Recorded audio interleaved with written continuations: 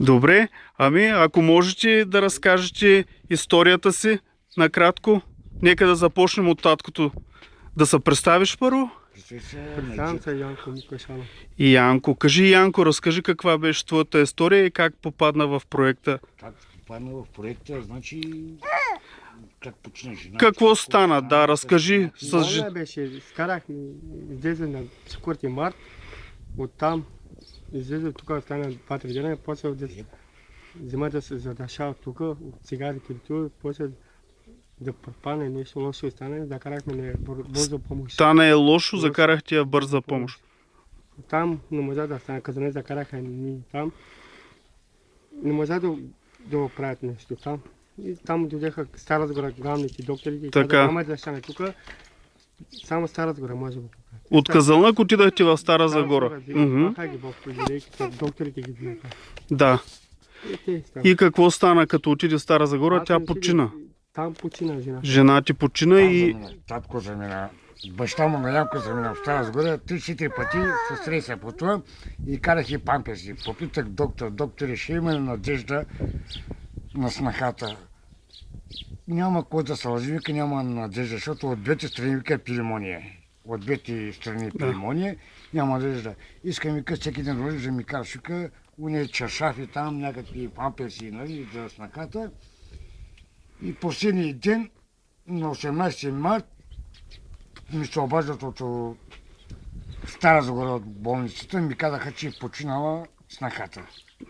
И да дойдем да се приберем. Да, тя беше родила вече малката. Тя родила, беше в... Кило и 200-300 беше. Тя Беше родена недоносена. Доносена беше, 10 Да. дена беше в болницата. Беше в болницата и тя почина през това време. През това време почина. Тогава обадиха се от Стара Загора, отива моята дъщеря и бащата на детето, взимат бебето и се спят. Да. След това ние отиваме от махалата, долу махалата, с едно палто. Беше март, много студено беше, забихме го с едно палто, моя балкон.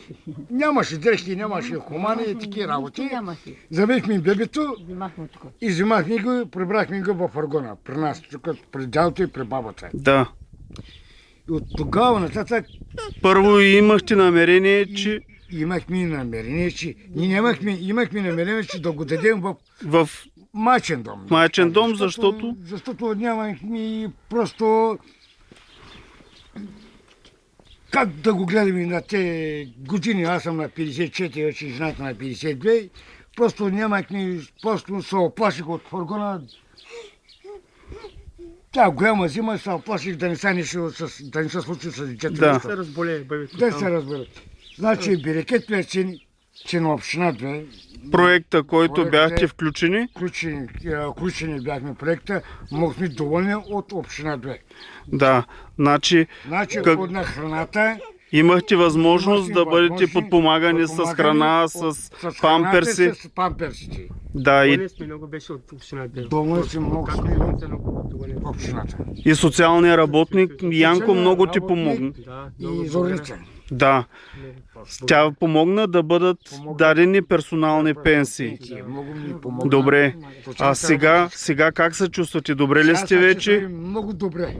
добре. Порасна детето, Порасна? майка почва вече да такова вече Да ходи добре? Да ходи Добре. и са рани. Добре, само последно да ми кажеш.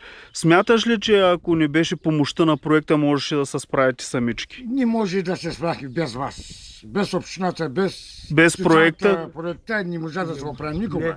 Не можехте. Никога не може да оправим. Значи да сте живи и здрави, значи общината, зорница, работничката и вие Добре беше, господина. много добре беше. Добре, благодаря ви много за интервюто. Много помагам, много помагам. Да си живи и здрави. И супер.